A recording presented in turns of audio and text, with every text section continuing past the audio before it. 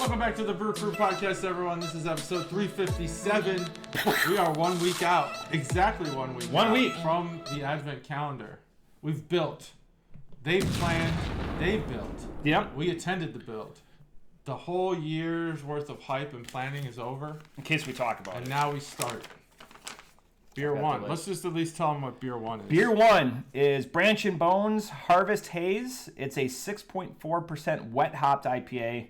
So that's one of our 4 IPAs for the month, and we're just getting it out of the way right away. Boom. Branch and Bones. So you're starting top.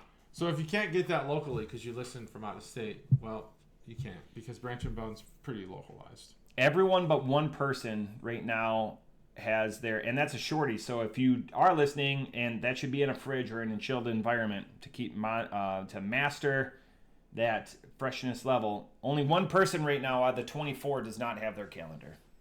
I verified that stat. Well, one because that calendar is sitting in my garage, but and they're able to get it. It'll be delivered on the 1st. Oh wow, good timing. Which I just did the math now. Thank you for calling me out on that because that's when my in-laws go back home. Oh, okay. So they will have it on the 1st. Good. And that's when Team Smoke Show drinks. They drink at night, anyways. Their videos, it's always dark outside, so I'm not. It'll probably be at her house at about noon that day, knowing my in-laws. Okay. They'll have it. That's great. They'll have it. Well, I'll still be the first though. I gotta crack that. No, I'm not gonna crack at 12:01. I've done that before. Well, for those who are logged into our account to post their videos, I don't know what the fuck I did, but now sometimes Matt gets my calendar alerts. So that was one time. I'm guessing it was that account, and that's I accidentally saved a calendar event to that or something. It was I didn't know what it was. I just knew that you were 10 gallons short of fuel. It was your fuel fill up day. Oh yeah, that happens. 10 gallons short. And you had to do it at Crispy Crunchy Shell. Oh man, I think I'm nailing it. I used to fill up exclusively at Shell, because not only does Shell have better gas, it cleans your engine, but I was a T-Mobile customer and you got like 15 cents off per gallon. But I'm not a T-Mobile customer anymore. Well, with Speedway you get 7 cents off now. Yeah, but Speedway's gas is like notoriously terrible for your car. And then Kroger, if you do Kroger fuel points. Yeah, Kroger. You can use your Kroger fuel points at Shell. So. Best of both worlds. Yeah, you get the best. Yeah, so insane. I can do that, yeah. So now I still pretty much only go to Shell and BP. For those who wanted to listen to the Fuel podcast, we'll give you a little taste. And that was it. You don't want to taste the fuel. And you don't want to taste the fuel. It's dangerous. You want to taste the savings. JT, you did an amazing job of striking up conversation and everything in episode 356. Do yourself a favor. Go watch it. I think it's our new record for how many comments. Oh, wow. I think we're at like 32 comments. Dang, 32 comments? That's between 5 unique individuals. Because myself, you, Stev, I'm not trying to dox people. Chuggalo Mom, obviously Chuggalo Mom. She says only, flowery, very nice things about us. The one thing, and I messaged him immediately, and we talked about it afterwards because he knew this, was the big news, especially as it affects the podcast, is Rogue's closing. Yeah. After starting in 1988 and a famous interaction with us on the podcast of us having Bat Squatch saying that it tasted terrible, and then Jim Klein, who is semi-retired, now reaching out. So our affinity, appreciation, everything for Rogue and what they did for us and reaching out and really being the first brewery to reach out organically and just, thanking us. And then famously later throwing pie in our face by sending us a box of Rogue paraphernalia and obviously then the 6-pack of that we unboxed on the stickers and pints. I prematurely opened it. Learned a lesson there. But hilarious. So yeah. So the brewery as a whole is closing. Yes. I remember the first article I read. I wasn't sure if they were just closing their physical location because of rent. Yeah. But I guess that would do it. Physical locations where you got to brew.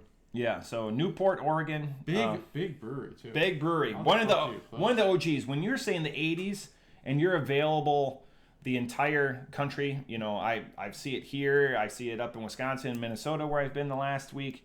I would say their reach is far. Yeah, and their barrel aged series is quite popular, right? That's the Big Bad Bastard stuff. No, that's Epic. That's Epic.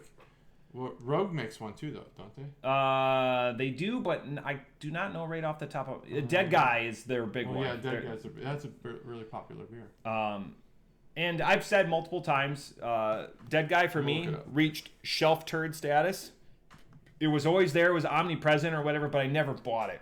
So in the last week, and having in excess of 40 different beers, I struck this conversation up with everyone. I was like, oh, what's your fondest Rogue memories? Mm-hmm. And everyone would say Dead Guy Ale, mm-hmm. and would say, I drank it a lot, fill in the blank, but now I drink it for craft beer guys. Mm-hmm. For like old timers and people that are much more ancient lager, as we've used about, not aware of it at all, but the commentary from individuals that were aware of it. Yeah.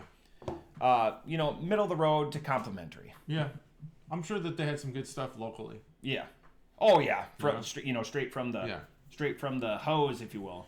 Yeah. Their barrel aged stuff wasn't as popular as I thought. No sense in talking about that. The other fun story is for the calendar build that I was doing this last week. Really, my trip this last week, where JT covered down for me, is I had to go get a shirt that was erroneously taken by Chuggalo Mikey that JT had handmade, hand-stitched. I didn't hand make it, but I paid someone. That you had. Yeah, you had. I had to go to Wisconsin to get that shirt back. Wow. The shirt is now back and in the rightful. It's been taken care of. That's everything is good. Everything is right with the world. It was bequeathed to the individual that JT bequeathed it to. Mm-hmm. Everything is right with the world. That's essentially was my main mission in the last week. Awesome. I tracked it down. Awesome. I really like these shirts. I'll probably get some more next year. Maybe I'll do red with the black stitching next year. I like that it's longer. I will say that. I did wear it 2 weeks ago on the pod. Yeah, I saw that. Yeah, I tried to put in a little bit of work on researching good plain T-shirts that you can buy in bulk without spending a fortune. I'm not buying like fancy T-shirts or anything. And these ones had a lot of good reviews. So, good T-shirts. Next week, we will... I think I'm just throwing this on JT. I think we should pick what we think our favorite beer will be. I think we've said that. Now, I've vacillated on asking this question because I don't like researching the list. But I've taken this list out through my travels over the last week looking for T-shirts. And I didn't want to scrutinize it too much. And other people, and over the years, I haven't scrutinized it besides writing the name out, but easy in and easy out. Now, I think we could be easily partial and just pick our two beers that we picked out for this. Those could be good. I definitely have a secondary one after that, but and then the Mortalis that we had during the calendar build is influencing my decision. So there's a lot of...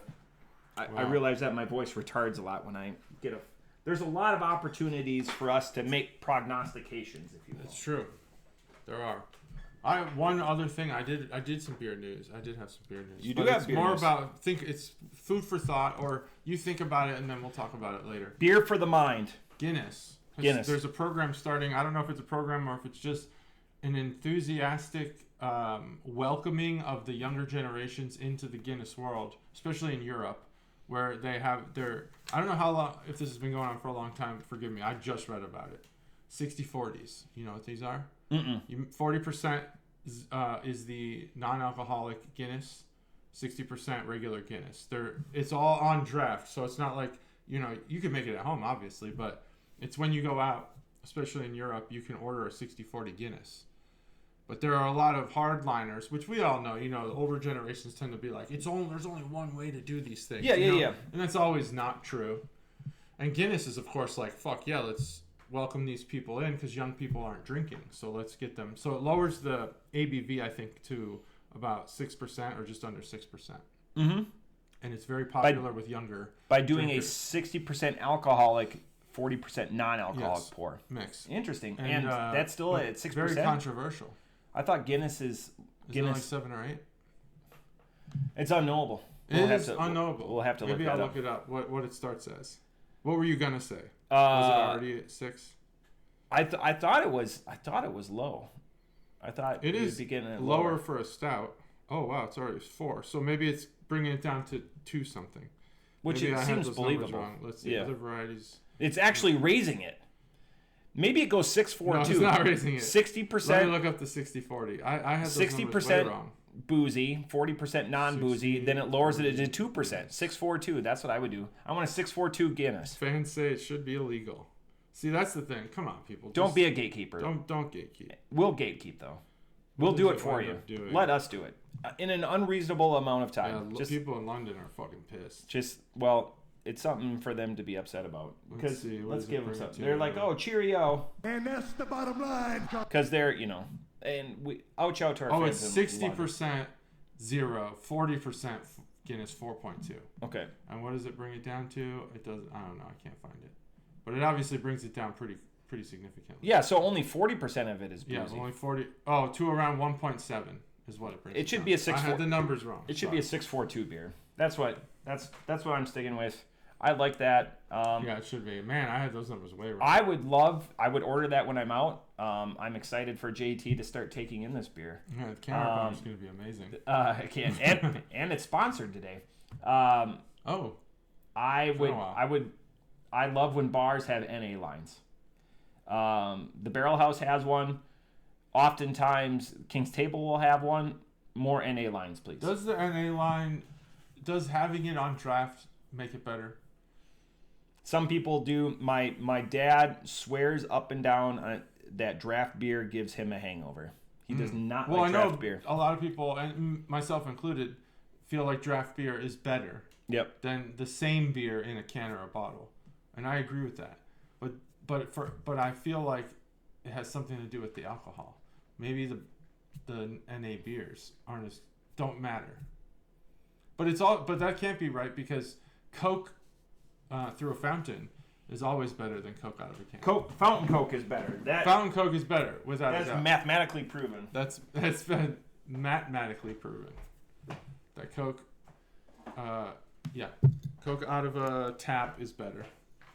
Out of a fountain tap.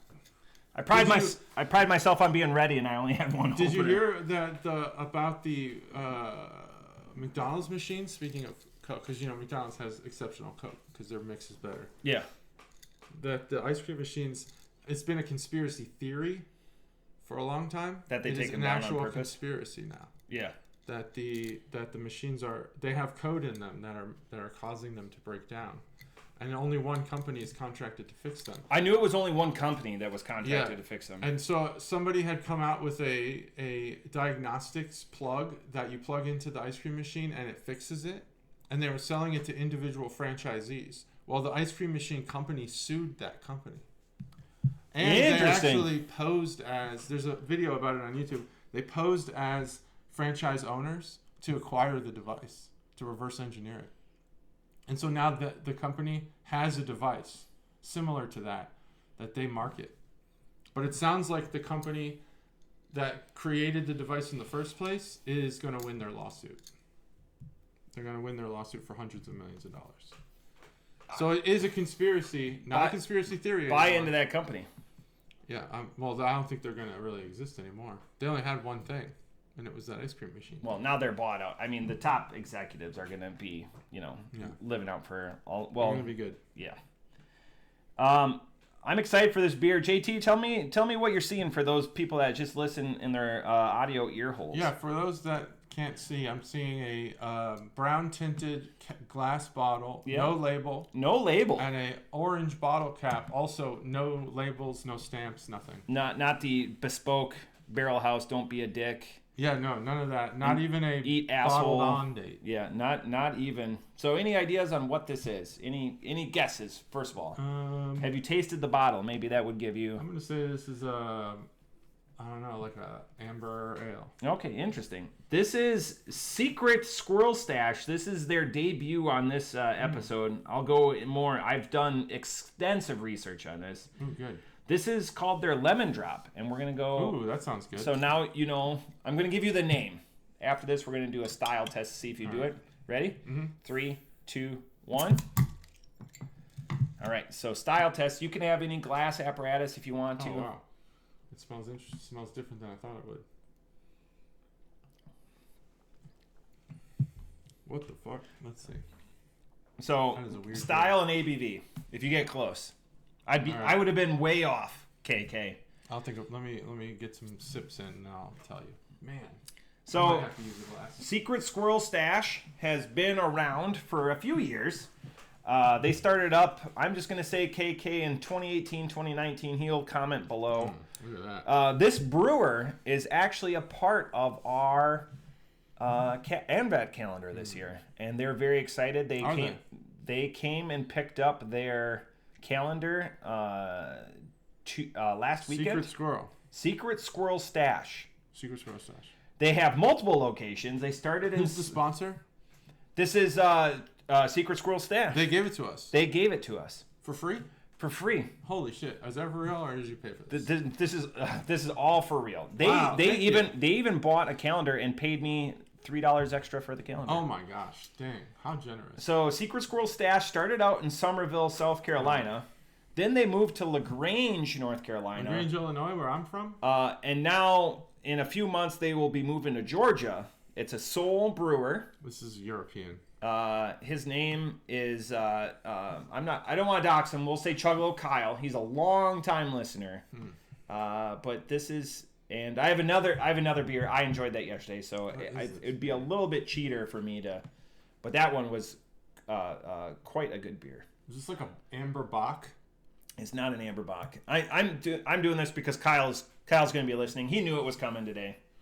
So out to Kyle. I can't wait for the counter boner segment. I'll play the music. It's over basically. What? You can't know. We gotta play the music. You asked me to describe what I was seeing, and that's what the counter boner said. I'll do it again. You'll do it again. We'll do it. We'll hit the music. This one, I mean, I was definitely right about the color. Really get into depth what you think that the counter boner. I don't want to coach you up because you just spew beauty and amazement and really shine a light on, Canner. And that's what Kyle is expecting today. This is European, right? The style? Kyle would, yes, I would say yes. Starts with an S. Oh. And it's not a Schwartz beer. It starts with an S. Mm-hmm. I mean, I know about lemon is very prevalent in this style. Boom, nailed it. Saison? This is like a dark Saison. This is a 6.7% carbonated than most, I think. Saison. And again, Secret Squirrel Stash. How what's 6.7. 6.7. 6.7. Interesting. Okay. Well, I wasn't thinking that European. I was thinking more like box. Oh, gotcha. Like something that usually has like that European water taste. Yeah, European, like a Czech Pils or something. Yeah, like exactly. We've got the funk. This beer. Yesterday I had a Belgian blonde. He considers it. Yeah, there you go. Something, Belgian. But it's on Untapped as a Belgian. And he's on Untapped. So this is a lemon beer. So he's official. A lemon. This doesn't have any of the things I would normally think about in a lemon Saison. Yep. Huh. I was just looking up some of my. He doesn't have a website. Well, so I can't really break it. Don't need one when you have this style of can art. Yeah. Just social media will do. People don't. I would think a website is probably at this point more than you need. As long as you have a good social media presence, like Facebook allows you to have a business page where you can put your address and you can put your hours and all that stuff. Google allows you to do the same.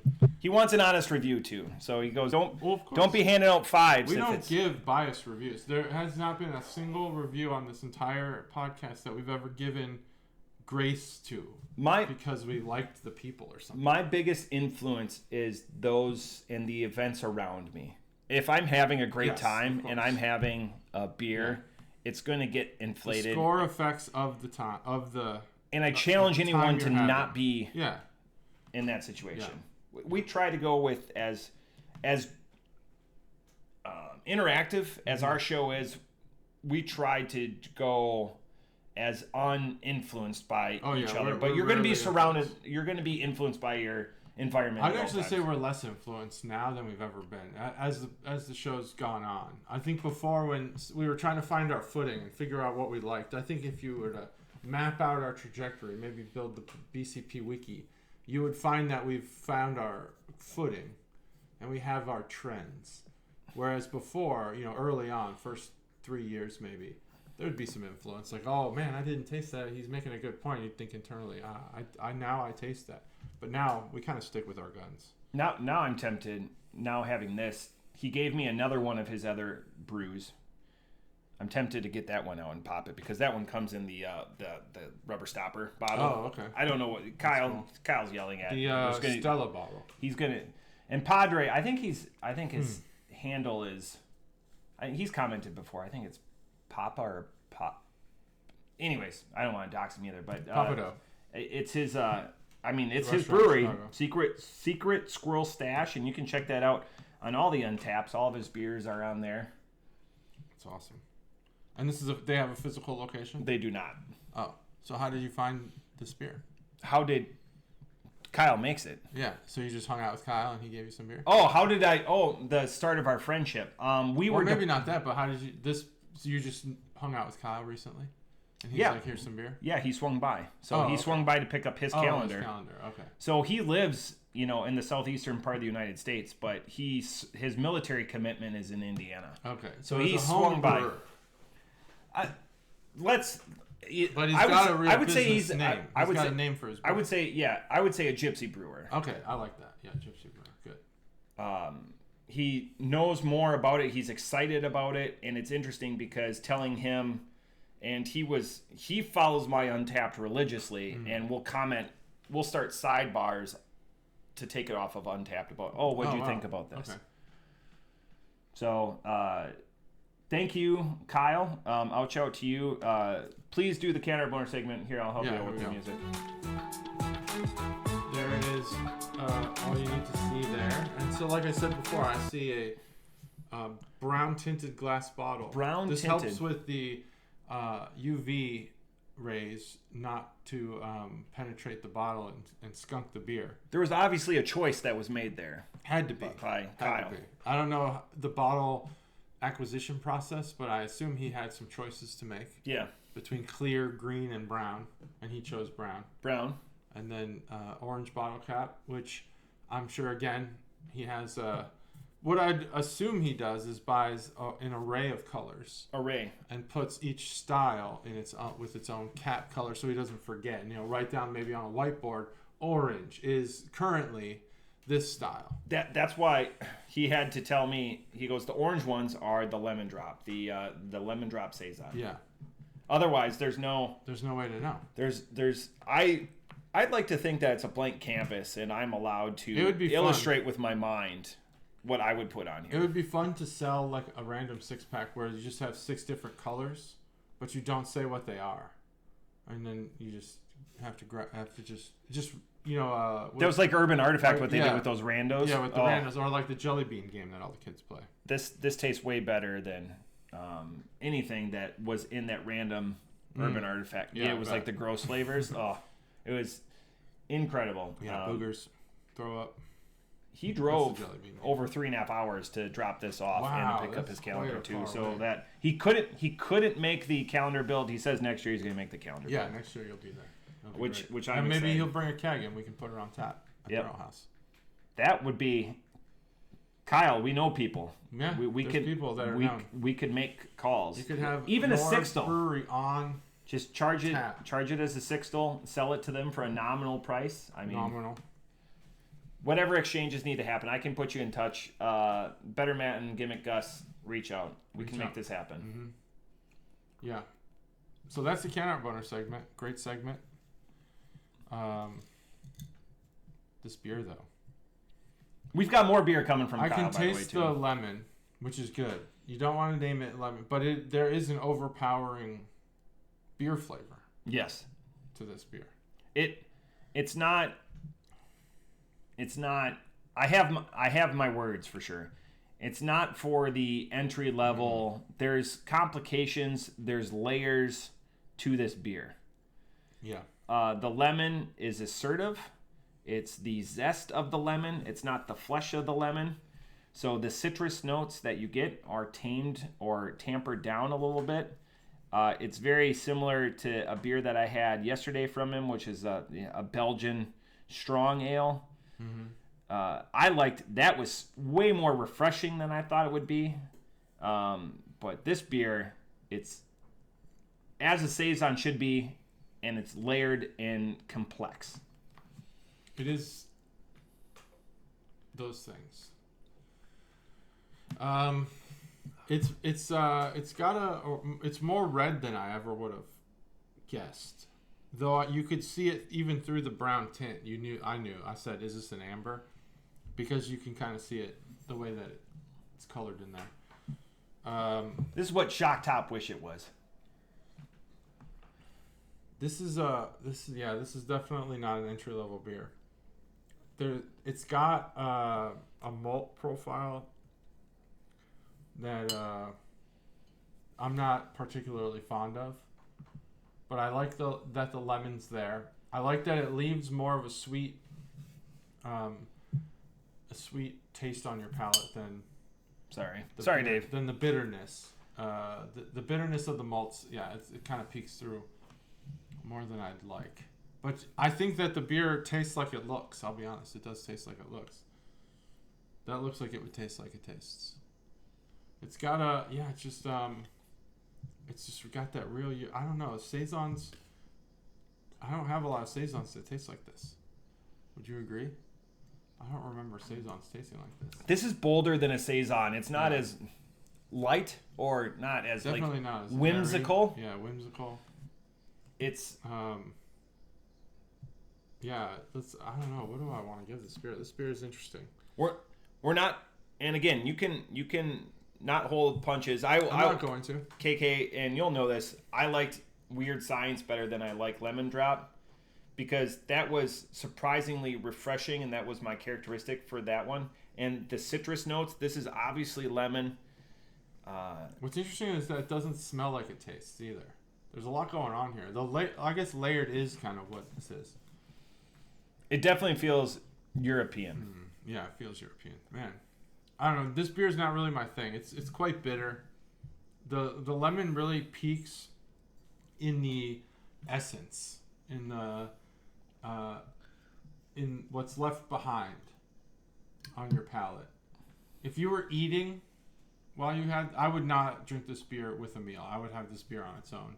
Because I feel like if you had anything else going on, palate-wise, you'd miss the highlight of this beer, which is that lemon at the end. Yeah, it's going to mute the pleasantries. It'll mute it, yeah. So definitely don't drink this with food. Boy, you could almost use it between meals. But then, again, you'd miss that lemon essence. I would just drink it like we're having now. Just go out for a beer and order this one. I think where I'm at on this beer is I really think that the pleasant aftertaste is what makes this beer. It gives it its character. Everything else is kind of beer in my mind. So I'm at a 3. So 3-0. Off the top rope, I'm a 3.25. I'm with JT on the dichotomy of this beer. This beer, the lemon is super pleasant. It's the hero of the day. The rest of it is just a layered beer. Mm-hmm. But it's a very robust, malt-assertive beer. Malt-assertive, yeah. The best part and the best thing I would say about this, Kyle is a little bit more experienced than you and I are. When I say he's just a little bit older, but I'd like to say experienced. Sure. But he is a listener. And not as it'd be nice to get him into this environment, but he's much more takes in. Mm-hmm. So I'm wondering if this has been adjusted at all, and he's taken in context and what other people like. I like this beer. I know the audience for this beer. I would give this beer to Chuggalo Dave and just have him try something different because this is a beer. This is a well-developed beer that just has lemon in it too, without being sugary. Yeah, definitely not sugary. Yeah. But got that. It's You're the right, part. It's rind. It's part of the lemon that we're after. There's nice times like lemon heads or have that like tart, like that fleshiness. This is not that at all. That's the positive in this beer. Is it established? It's different from everything else that's available in this community. Yeah, it is for sure. At that point, it's a very hearty and grateful 3 and 3.25. I wonder if a Saison. I'm tempted to crack that weird science for you because I can reseal it, right? That counts. I mean, with the rubber. Here, I'm going to do you don't that. Have to. I think it's fair.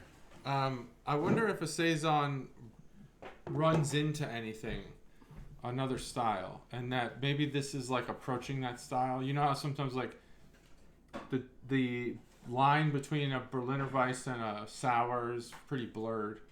Maybe there's something else with the Saison. Because this one, I would never get Saison on this beer. Oh, yours is... You get a little bit more art. On mine, it was really... Oh, this is return. It's really faded out. But the WS means weird science. Okay. So you can pour yourself a little bit of that. Using some bottles? That's cool. That's a good idea. What even is this original bottle? It's a Euro bottle, Yeah, but it is. But you can pour yourself a little bit. All right. I will tell you, if you score that, I will tell you what I thought of it too. Okay. But I'll say this, if you don't do it on camera, I like that one better than that one. Okay. And he said he told me I was way too complimentary. I saw the check-in yesterday. Oh, for the secret squirrel stash? Let's see, how do we do this? Boy, I don't think I've ever seen you've this never before. So you just Oh, okay. Wow, that's quite easy. I would have figured that out eventually. Yeah. But that tape on the top is just like a seal, So what he calls it and what it's verified, this is like a Belgian strong or a Belgian ale, and then you just there you go. Boom. And then it doesn't get any tighter. Yeah, wow. You can smell the difference in this one. Holy crap. Look how much lighter it is. Right. So it's nice to have friends of the pod that brew beer and know what beer. What they're doing. I wonder if these flavors aren't mixing. It tastes dusty. Does it taste dusty to you? Interesting. I had it yesterday. It was my You want to try it with this beer on your palate? Beer. Yeah. Interesting. Is it different? A little different, yeah. A little different? But I could see that I like this one better. better. Yeah, it is. I do like it better. It was so refreshing and light. Like, this is crushable. Like, I sat here. Yeah, for sure. It's a very... the bottle gives resistance. Again, a Euro-style self-sealing bottle. And I'm like, hell, I awesome. enjoyed that. Self-sealing bottle. And like I said, the freshness is still carbonated. Can you put that back in the fridge? Yeah, it will stay carbonated. Enjoy it later. Yeah, so it's good. I do like it better. I don't know if I can give it a score fairly. Well, that's your choice. But it's enough feedback for him that you like it better. Yeah, I like it. But anyways, get Secret Squirrel Stash in all of the places that Kyle is, because Kyle just carries this around with him. Get after it. That's what they say. That should be their motto. Get after it. It was nice when he parked and I was watching him like I do people on the camera, and he's walking out with a six-pack. Because I've been telling him he's been brewing for years. I was like, I just want to try your beer. And he didn't know I was going to do it on the podcast till yesterday. And I was like, it's going to be our lead-off beer. Yeah. I developed today's run-up. And as you know, Shohei Ohtani is a lead-off hitter. So he's leading off with, the best he's got in the lineup. I do have a bonus gift beer from a bartender, one of my favorite bartenders, not in Ohio. Oh, look at that. But look at that segue. But I'm going to do this beer, and then we can save that one. We'll see how we're going. Okay. Because the other one's a solo beer, and he wanted me to drink it right there. But I said I'm going to save it for the podcast. This is Rogue. Yep, this is Rogue. That's true. I'm stupid excited for this. He's not lying. Brewed in Oregon. It's their Pacific Northwest IPA. And as all good breweries should do, it's got the 5-corner, and it describes the tone. So good. Rogue should stay in business simply just for that. Right? God, that's awesome. Again, is that not so awesome? Other breweries, I wish please do that. I wish they all had that. We need like a 30-point star. Because if give you every flavor possible and just fucked it all up, If it's not, because we could sit here and argue we're idiots. But this is what you're intending it to be. Yes. It's not what we're going to take from it, but this is, you're declaring this your intention. Again, we're not influenced. We'll still give you our flavor profile, and it might be totally different.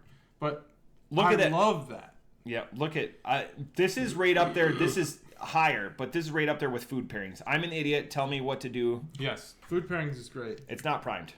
Not primed. I can't stand it, and I just cut my nails. You can use the bar. Oh, does that work? Yeah, it works. Let's do it. What? Let's do it. I've never known that. Yeah. Okay, I'm ready. 3, 2, 1. Oh, it needs to be full. Let me get I've never known that rule. Now I have to prove it. Yeah, there's a bunch of cans in there. Have you had that Cyber Sue yet? No. Oh, it's so good. Take that one with you. Boom. Take it with me? Yeah, take it with you. Yeah. Thanks. Yeah. We buy some. We gotta have. I See, it works. haven't seen it in stores here. For unprimed beers. Crazy. Well, that's Sorry to fuck the crack up. no. a bad start. That's I've never known that. Yeah. So I got that Yeti cooler as a gift. I've been stacking beers, and sometimes I'll accidentally open one when I put them on top of each other. I don't know why this never happened in another cooler, but yeah. I'll be damned. Accidentally just, I'll be like, fuck. Have you seen that Cyber Sue here in Ohio? I did not. Okay. Oh, did I see Cyber Sue? No, I don't think so. It's There's a bunch of new Sues at Arrow. It's one of the Sues, that's for sure. Yeah. I'll say that. Bunch of new Sues. Rogue. I tried to get a pseudo Sue at the museum last time we went. Yeah. And the line was like insane. I did not realize that people were such avid beer drinkers at the museum. But it makes sense. That's actually, you know what?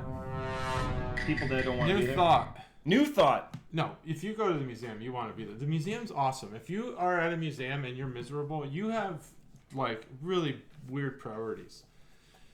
They should sell more beer at the museum. That's what they should do. That's it. That's my comment. I'm just seeing if the website is still up. It is rogue.com, which is great. That URL is going to be worth a lot because people just, Rogue is... yeah, Rogue. It's standard. It's not Rogue Brew or anything like that. Rogue. The interesting thing is this is the opposite. This beer does not feature as advertised any sort of malt profile to it. It allows the other 5 points of a solid IPA to do the work according to the can. We'll see if that follows through. Santa's Reserve Stout is back. Oh god. Anyways, I could look in more. One of those. That's Jim. Oh, is that Jim? Jim Klein. Oh, that's Jim right there? Yep. Hey, Jim. Semi-retired now.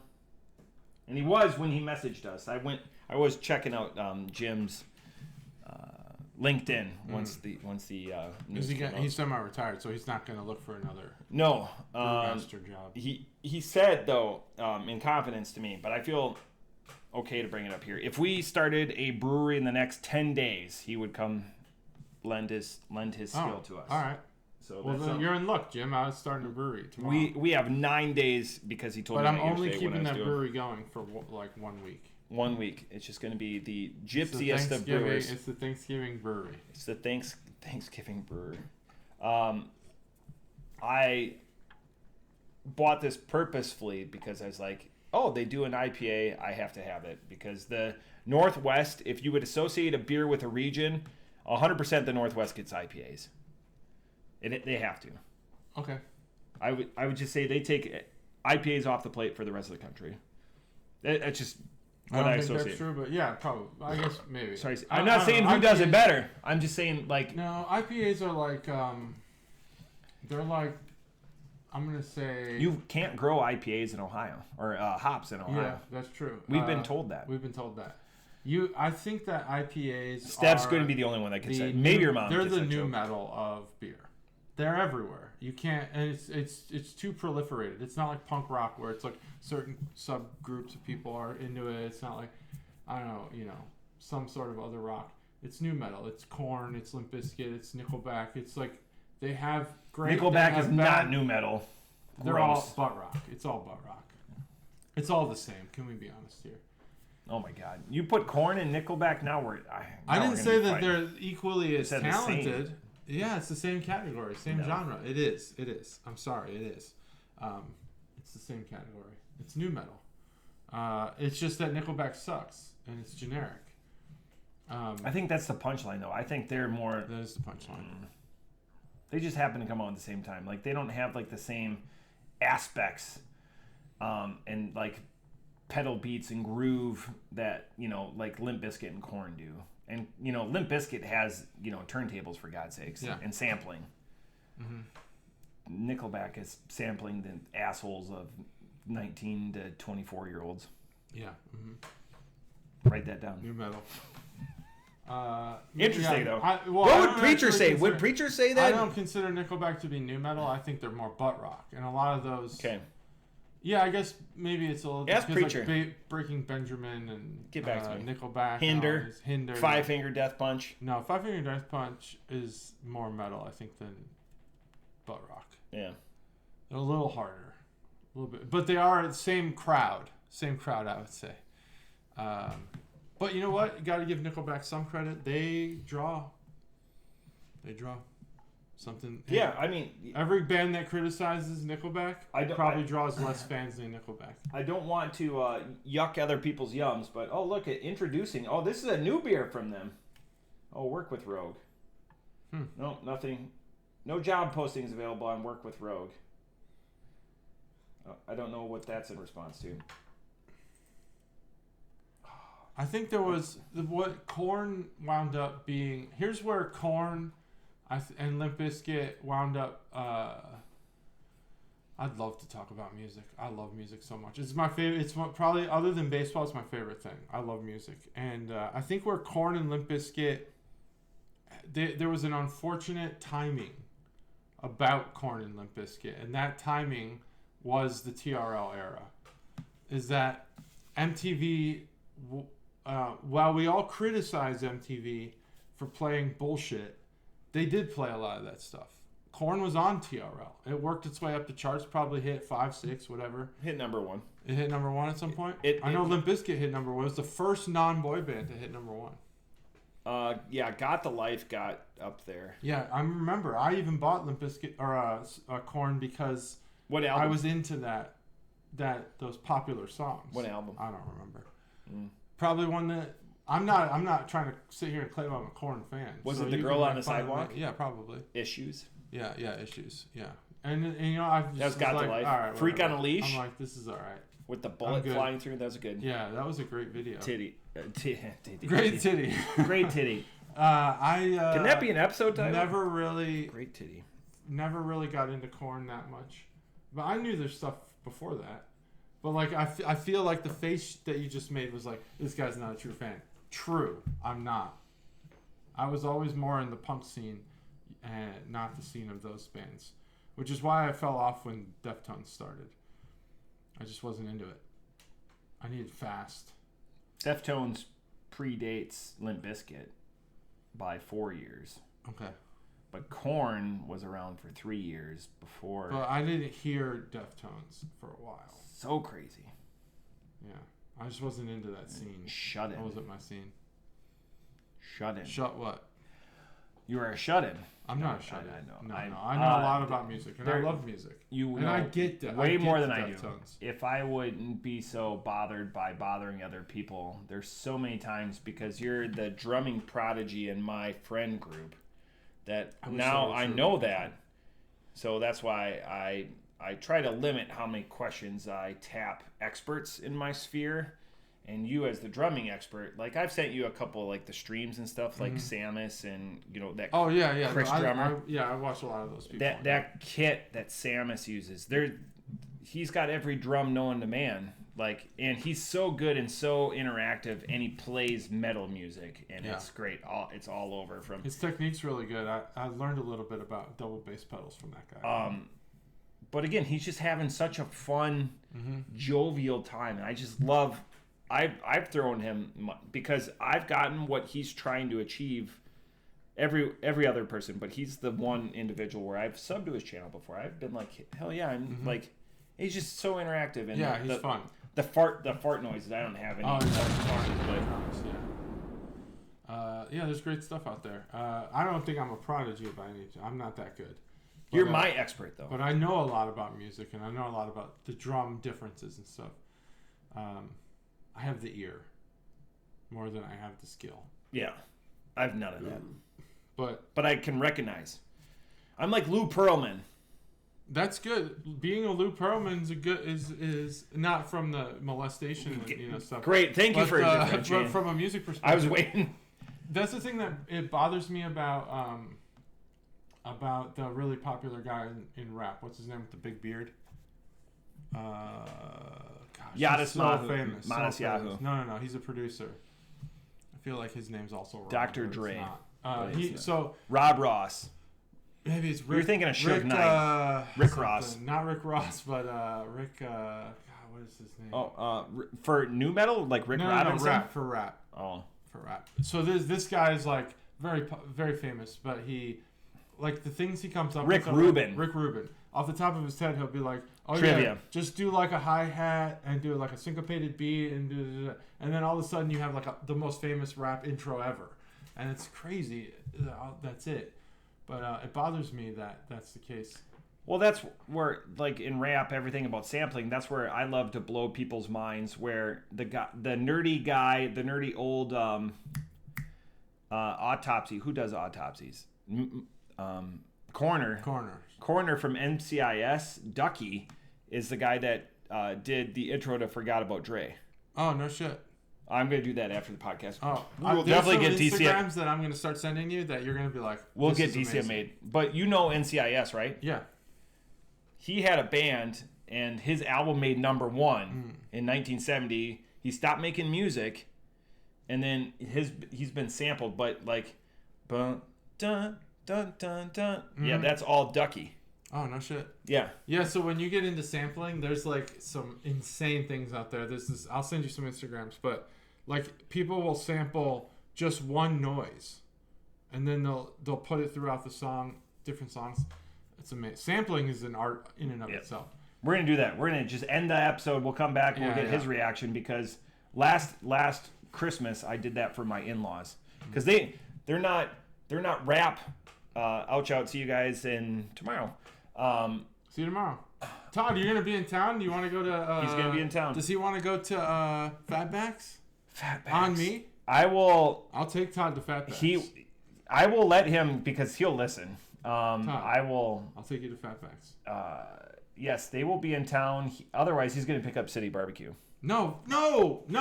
Please don't buy City Barbecue. Fatbacks is where it's at. That place is amazing. Let me make sure they're open this week. And well, I know that you're not. I'm not committing. Available. I'm not committing either. I'm saying Thanksgiving is. I don't want to offer it if they're closed. Thanksgiving is his Christmas, 4th of July, Arbor Day, and Memorial Day all rolled into one. It's his. He rolls out everything, but I blew. To go for lunch. I blew their mind for. Last year during Christmas, I was like, hey, because they're NCIS fans, I go, hey, you see the nerd on the screen? He did this. And they're like, oh, it's that rap song. Mm-hmm. But it's like, we'll understand. We're going to cut the cameras. There's a lot of good sampling stuff out there. Chuggalos, Todd, if you want to go to Fatbacks, I'll take you there. Tuesday, Wednesday. Do you have a t-shirt for him? He really wanted a t-shirt. What size is this? 3X. No. But I'll get one. He really wanted one. He's going to be disappointed when it's not waiting for him on us. Yeah, there's he's sponsored so many times before. Yeah, I'll get him a shirt. Chuggalo Kyle. I'll get him a shirt. Sponsored. It might take a while, but I'll get it for him because I'm gonna use the same embroider. He hasn't mentioned anything about the t-shirt, so I'm just. But I'll don't feel pressure because you're a genuine dude. You're gonna feel. He hasn't said anything. In the meantime, though, I will. He does my appreciation through buying Fatbacks Barbecue. He does like a good long t-shirt. City Barbecue isn't worth it. He loves it. Fatbacks Barbecue will blow your fucking mind. It was so good. I took my mom there. It was so good that when the chef was going out for a smoke break, she stopped him and hugged him and said, "Thank you for this meal. It is amazing." I've never seen that before. If you would have said anyone else besides Chuggalo Mom, she never done that. She's never done that. God, she's so kind though. Like yeah. She's that type of person, like she carries Werther's in her purse and just hands them out to people that looks like verklempt. No. She doesn't carry candy in her purse? Corn. All right. That's a huge off-ramp. We just hit a huge off-ramp. Yeah. What do you think of... Nickelback. Should Rogue go out of business with a product like this? I got super excited about this beer. I'm sad about the state of craft beer, but Rogue's It is going down quick. Rogue's demise was not a result of that. Your stat, I brought it up, by the way. Everyone, they're not going to interact. Everyone said, we have a favorite brewery. It's Central Waters in Wisconsin. No one had heard. I asked 8 different people in the know. No one ever heard about... I got to pull that article up again. Toboggan Brewing. Where the fuck is that? What was that? Did you look it up, though? I know where Richfield, Wisconsin is. It's actually north of my in-laws, about 45 minutes to an hour.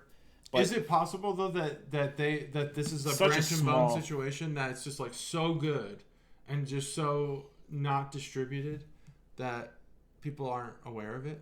Branch and Bone is the best. is a good fish in a small pond. If you ask people in Cincinnati about Branch and Bone, they're gonna be like, if you're going, let's say that all the roles are reversed. You're working in Wisconsin and you do your duty in Ohio, and you're in Cincinnati, and you see an article that's like Branch and Bone's the best brewery in Ohio. You're gonna be like, who the fuck is Branch and Bone?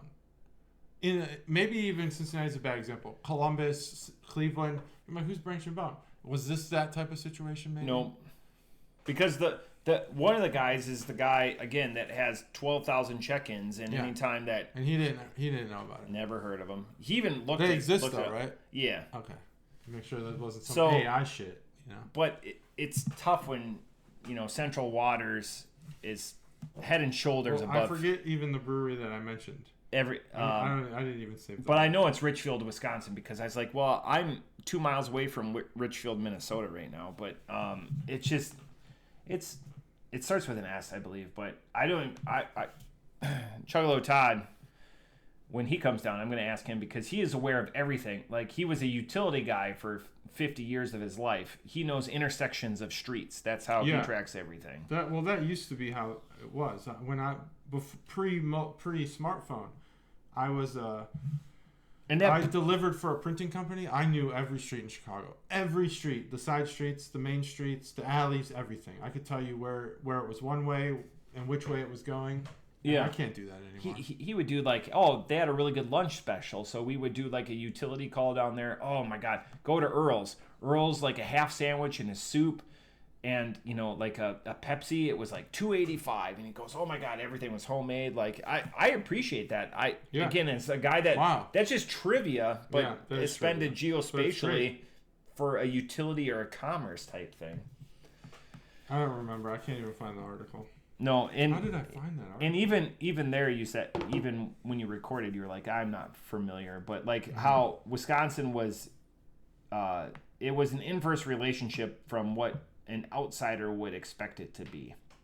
And I brought up kind of that craft beer relationship because we've had craft breweries in my hometown close, but then reopen under the guise of another, like they just hire up all the talent. Sure. Because brewery science is a finite environment. So like if you have a talent or you even have like a signature beer, be it Secret Squirrel Stash or Rogue or whatever, those people aren't going to go unemployed for long, as long as they have a bindle and they're willing to travel. Yeah, craft beer is interesting. I wish it wasn't shrinking, but it is. There's still so much. We're not. Yeah, it's not hurting. I brought an aggressive number of cellared beers to Wisconsin, and I only brought a couple back, but I definitely made sure to hit the highlights for everyone. Wednesday got very aggressive for us, and there was 3 of us that were in a battle for 12 hours, just going back and and then we're trying to like high ABV beers. What did we have? And that's what Kyle said about. He goes, Matt, all you drink is barley wines, and I'm like, barley wines just offer a lot to them, but we would try to pair it up, and then other people would be like, oh, have this one, and the story. Yeah, we do a podcast. If we could have recorded up there, no one's going to watch 12 hours, but it just was like, you never know. And it's 3 people sharing one beer, so it wasn't like, just pouring beer on somebody that's content passed is up. King these days. It's not about people looking at, it's 12 hours. The Barstool, podcast network, they record themselves watching football games. That's like 4 hours of just like sometimes silence. Is that almost like Manning Cast too? Yeah, it's almost the same thing. They all sit in these recliners in their New York City, office, and they watch games. What they'll do is they'll put employees from Barstool in the room that like those 2 teams. Yeah. And then that's it. Sometimes it's silence for like 10 minutes. Or they're just eating or drinking or having side conversations. And it's not about whether it's interesting, it's about content. I'm not saying we're going to put out bullshit content. Nope. But Barstool knows what they're fucking doing. And that's something they do. 12 hours is nothing. I see YouTube videos that are 10, 12 hours of nothing. Yeah. Just nothing at all. Man, if it was belching, though, you'd get those spikes. Yeah. I'm going to do that. I'm going to start a channel where it's 10 hours of silence. But somewhere in 10 hours. Somewhere in there, there's one burp. One really good burp by someone that the I'll say the GB and maybe T community would find attractive. Maybe not the L community, because I don't know a lot of women who want to burp for an extended period of time. How do they find those burps? That's the question. How do you find those? How do you find them? You'd have to watch the content. Rogue is already... There has to be a way to, like, see the audio signal. Rogue has already updated all their beers. No longer in production. That's how quick, like... So this beer, like, if you get it... It's been over a week. It's been how long? 2 weeks, actually, since they announced this. Ceased production in the middle of November. Damn. As Gordon Ramsay would say. It's got to be listening farms. To go back to your question, I don't know. It's got to be they paid people a shekels to like listen. Yeah, come back. I don't find know. the burps? I haven't had any good ones. If you're listening, I'm gonna have great ones during the calendar. If you're the listener, tell us. How do you find the burps? Maybe those are the people that unsubbed. Oh, he hasn't had a good burp in a while. Could you imagine? Why are you unsubbing because of the burps? No, I think they're people just cleaning up their stuff. Like, I need to clean up. My algorithm got real fucked. I watch a lot of YouTube because, I don't watch a lot, but compared to what I watch, it's just better stuff. Documentaries, podcasts, stuff like that. But somehow my algorithm got real fucked up. And I was just hanging out on Saturday looking for something to do. And I couldn't find anything to watch. I did the Netflix thing, but on YouTube. Just looking through my list of things, and I was like, I don't want to watch any of this stuff. I find so much crap. I want to. How do I fix my algorithm? It's great second screen content. Like, oh, yeah, that's what I do. Second screen content. I put it on while I'm working, when I'm not in a meeting. I'm in a lot of meetings. While I'm gaming. Oh, I don't game. I can send you some great videos. Some of the best videos I've ever seen are on YouTube. Yeah. Anyway. Rogue. What is it about Rogue? So there's some other beer podcasts out there that I've seen on YouTube. The one guy that we watch, he's declining. He's great.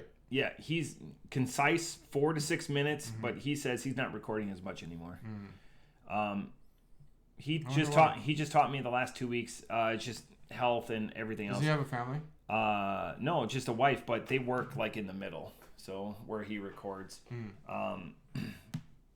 Beer is carcinogenic, so it's just he's not supposed to drink every day. It's not good for you to drink every day. That's true. It's not good for you, but he looks healthy.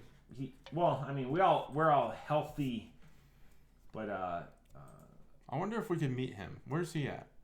God, I don't know. I'm coming up because I want to give him an out shout. Yeah, let's give him an out shout. He seems nice. And he is, and he does beer collection. Beer exchange. Oh my god. Yeah, he does like a holiday super podcast where he does it with a group. Yeah.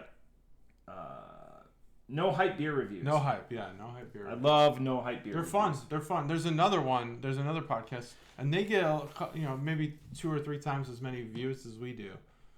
But I don't know why. I think they go out more. They talk to the breweries. A lot of the ones local to our area that went out and got like the hard hitting, and went and talked to Jason at Crooked Handle and went down to talk to Pat at Urban Artifact, and they're gone. 10, 11, 12 episodes because it's not sustainable to do that. It's just tough to get everyone. It's sustainable like this. Yeah, like this. Keeping it small or whatever, and then reaching out when you can and having a partner like the Barrel House. Yeah. The Barrel House did that awesome like junk food episode, like snacks, like a couple weeks after we did ours, and it was great seeing that because the cast of characters and the personalities, you could put a camera in that bar and I would just watch that. Like that would be like my second screen content. Just seeing like open mic night on Thursdays and just like again, love it. Gimmick Gus has Barrel a new House live stream. Think about it. Barrel House owner Gimmick Gus has a album coming out, which is great, and you can follow more. Link through on Barrel House. An album of what? Circle music. Oh. Because not only is he a producer, but he's also a musician too, like the drums. But he does other, So that's exciting stuff. And with Better Matt being a DJ, both of them are DJs, but just like, and that's just 2 of the 11 bartenders that they have there, that like the talents, you know.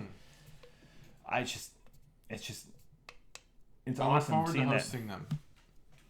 Oh, they're excited. They're Good. excited. I hope so. Hope so. Ready, set, sail? Hope so. I don't know what that means, but it's inside.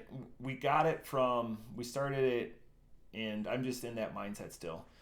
A couple years ago, we were doing one of these drinking extravaganzas up at the cabin, and myself, Chuggalo Seth, Chuggalo Mikey, all calendar recipients almost from the inception. Seth joined us 4 years ago. So we say when we're, drinking or whatever in the morning, we're like ready to set sail. The only acceptable response ever will be hope so. Oh, okay. So if you ever see on my Untapped, it's between the three of us, it's like because we'll say it up there. There's other guys up there that are like, oh, ready to set sail. And they're like, oh, yeah, let's do it. No, it's hope so. Yeah, sailing and drinking, it's a tough challenge. But it's set sail figuratively. I know. Not in landlocked, literal land. But this beer, I've got thoughts. I need you to go first, though. Yeah, I'll do this can art boner segment here. Here's the can art. Let's spin that bitch. There you go. Look at that. So, nice scenic thing here of a campsite on the river.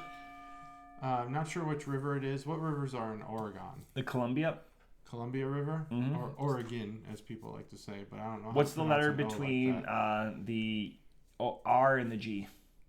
I don't know. E? E. Where is it? Yeah, I don't know. Oregon. Yeah. Oregon, not Oregon. I say Oregon. Because G and N, the letter between G and N is an O. But your aura comes before you would get to the G. Gone. Gone afterwards is that, but people get corrected. But it's one of those all the time. It's fine. It's one of those. I know that it's pronounced the way that they pronounce it. I can't change that. The best part is like when you ask somebody, what's Oregon. the state between Washington and California, and you get like Idaho. Technically, like if you do like latitudes. Oregon. I don't know I don't really understand what you're saying about the E, but Oregon. So that E is what changes the O. Oregon. That E. There's no O. Oregon. Ora. Where's the Ora? Oregon. I could say Ora. No. Oregon. You can say whatever you want. It's Oregon. I can. That's true. Oregon. I have free will. Oregon. I say Oregon too. I'm not lying. Oregon. Yeah, a lot of Midwesterners, especially in like North Midwest. Yeah, Yeah, say Oregon. I got corrected when I went Katie out there though. corrected me because she's from California. Yep, I got corrected a lot. Correct me on the words I say. You know how rude that is? When I officiated the wedding out there, I made sure that I didn't say Oregon in it because I knew I'd get fucking corrected. Mm-hmm. So I just omitted that. Now I know it's pronounced that way, and I still say it the other way as a point of pride. I will not be corrected. I like that you're prideful over it instead of, bashful. I know it's wrong. No, I'm not bashful. Yeah. I just don't shame. say it enough. You don't if feel we were closer. Maybe. You don't feel shame. If you get a baseball team, maybe I'll respect it. Yeah. But you don't have one, so fuck it. Nice. The Portland something or others. Driving comments. Portland. They're the AAA affiliate? I'm sure they are. Yeah, I'm sure. Of who? Probably the Giants. No. Oh, God, Seattle? Seattle. Because I went to the AAA affiliate of the Dodgers, and they're in Oklahoma. Yeah. That's where Mickey Mantle grew up. And it was cool. They have a Mickey Mantle statue there. No. Mm-hmm. He grew up in North Dakota. Well, he did something in Oklahoma because they got a statue there. Yeah. Anyways, continue. Anyway, so it's nice scenic on the river with a tent and a fire, and then Pacific Northwest is the name. Got a good font. Where did he grow up? Yeah, Oklahoma. Oklahoma. So I learned that while I was there. I mean, it's okay if. So that is how you professionally disagree with somebody. Just say, okay, and move on with your life, because the argument of where Mickey Mantle grew up doesn't matter in life. And if we could just learn that more, If we could just learn how to disagree more, that'd be great. Maris was Maris. North Dakota. Yeah, he seems more like a North Dakota man. Damn it, Minnesota, but on the other side. And of course they have the star, which we talked about, which is amazing. And yeah, the typical rogue. So, good can art. I think it's eye-catching. Probably my last rogue beer. Maybe your last one. That's the can art bonus segment. Brought to you by Secret Squirrel Stash. Chuggalo Kyle. Chuggalo Kyle. Oh, you'd rather it be from him than his brewery? Either or. Both. Secret Squirrel Brewery was taken, so he went through Witch's Brew was taken, so he went through his name justification with me yesterday when nice. I was doing my research. So that's the can art. The beer itself, it's less dank, which they somewhat attribute on the star. It has more of a sweet but mundane, monotone kind of. I would say that this is a very it's a one-note beer, very subtle. It doesn't scream IPA, but it is one. It does. I don't know that they have the greatest part of their star going to piney. I don't know that that's the case. I think that this is mostly maybe. I don't know. It tastes. There's something sweet about it. I wonder what that is. I don't know. Maybe it's the yeast or something. I can't really pinpoint what the flavor of this beer is. Piney isn't really it. Piney's not it. It's hops. I don't think bitter. I think it's sweet, and it's got kind of a cloudiness to it. Maybe even like a tinge of New England style.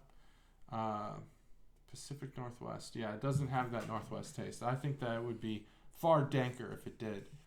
6.9% alcohol. That's pretty good for an IPA. It's about average. And I just don't know. There's nothing special about it. That's just kind of my thing. I mean, that's just what I taste. I just don't taste anything that screams, hey, drink me more. It's not a bad beer. It's well done. I don't hate it. I don't love it. I like it. So I think this beer's a 3.5. That's my review. Off the top, it was a tough review, actually. It's a challenging beer. I concur. It's not Northwest though. Northwest is going to be super piney, super much more dank, yeah. Assertive, dank, acrid. This is an American IPA through and through. I can see that. I think that where it's middle of a road, it appeals to both coasts. Like if we're going geospatially, which we are. It doesn't have the hallmarks of a WIPA. Yeah, no, not at all. And when you say, on the can, emblazoned on the can, Pacific Northwest, there's so much more better examples of this beer that. But they're from there. If you're from there and you're like, man, this is not Northwest IPA, because it doesn't have those hallmarks. If you're a Pacific Northwest brewer, you know, and you name your beer that, then what? So outside of that, the taste of it is good once I take away the name. So, like, if I'm just going with, like, a rogue IPA. I could see that. And I limit myself to those expectations. Yeah. That's where it's not a bad beer. I like it. That's where the generosity in my score comes, because off the top rope, I give this a 4.25. This is way better than Bat Squatch was. Yeah, it is. This doesn't taste like there's any fungus or any pollution or anything like that. I'm sad that Rogue is going away. I'm super excited that we went out on a high note on the podcast. I don't envision us doing any more Rogue beers. Maybe. We'll see. Maybe someone's got an aged beer. I'm not closing the door on that, but man, it just it doesn't get there. It's so middle in everything that it does. but it's drinkable in its that's form. what sells. If I take away this, and if I just saw, if you just saw the Rogue, campsite and the river. Rogue IPA. Rogue IPA. Don't do that Pacific Northwest, because that honestly that scape could be anywhere in a few states. Go check out their website. Buy up what you can. It says it good. celebrates the and that's the iconic evergreens. No, it doesn't. It doesn't. I agree. It does not. There's so many more hallmarks. There's some great evergreen of that taste, and I want that bitter beer face pucker factor in that IPA aspect. I don't get that from this. This is another unassuming. Hey, this is a solid American IPA. It's good. I gave it again a 4.25. I was excited.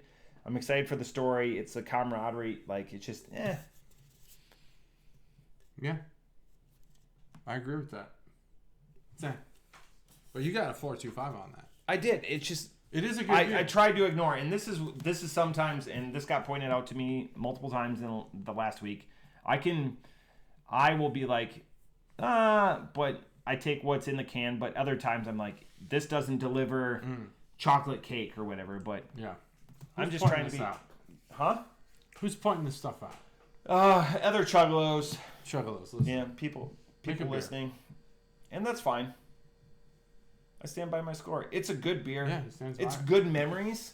Yeah, that's true. I loved our interaction with I've given Rogue a sub 3 before on this podcast. So Rogue's demise came from their non-payment of rent, apparently, right? Yes.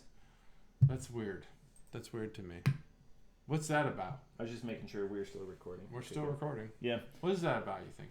$540,000. That's. We don't have to speculate. That's on them. That's on them. You did it. You didn't pay your rent. That wouldn't have happened in Ohio. I bet your rent would have been more affordable, probably. Let's ask Yellow Springs.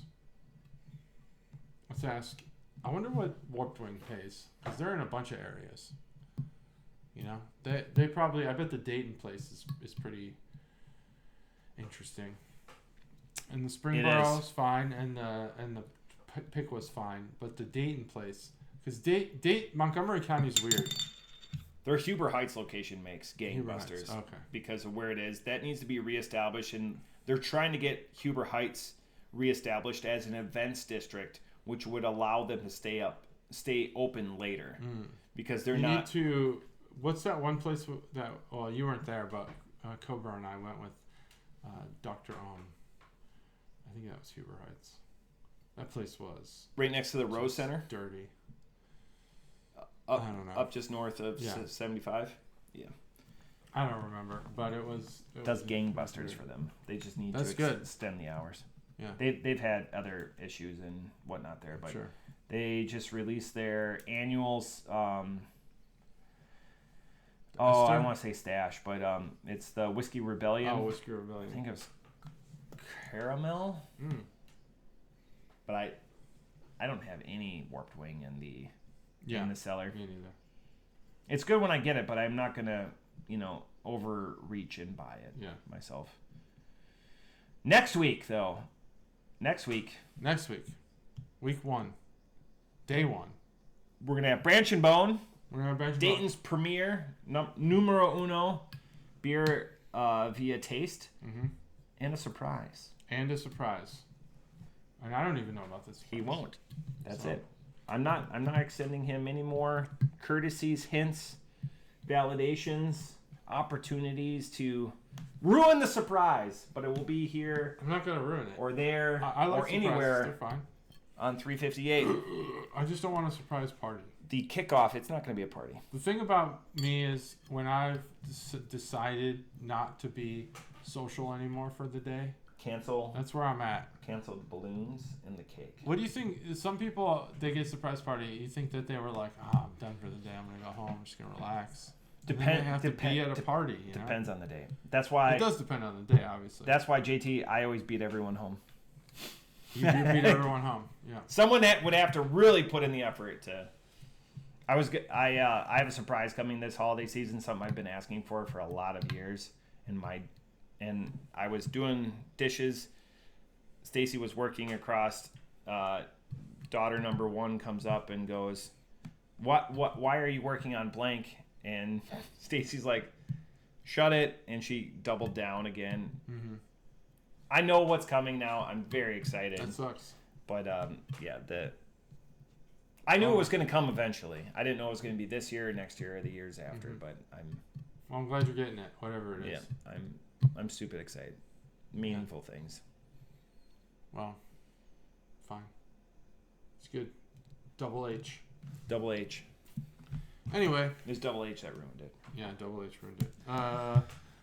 Yeah, I don't really have much else unless you want to talk about football, baseball. I know your friends want you to do something with Packers or something. I don't know. Wisconsin, Brewers, Cubs. No. Good job. Hey, good job, Badgers, this week. I'm just glad that you guys raised that L flag. Good job. Because you gave us both a meme. Good job, Badgers. We beat Illinois. That's good. They were ranked. That's it. Illinois was ranked? They were. Oh, good. 21st in the country. Now. Yeah. It wasn't going to last. It's Illinois. It's the Big Ten. It's too hard. It's challenging. And Wisconsin is it's hard to terrible recruit this year. down to Champaign.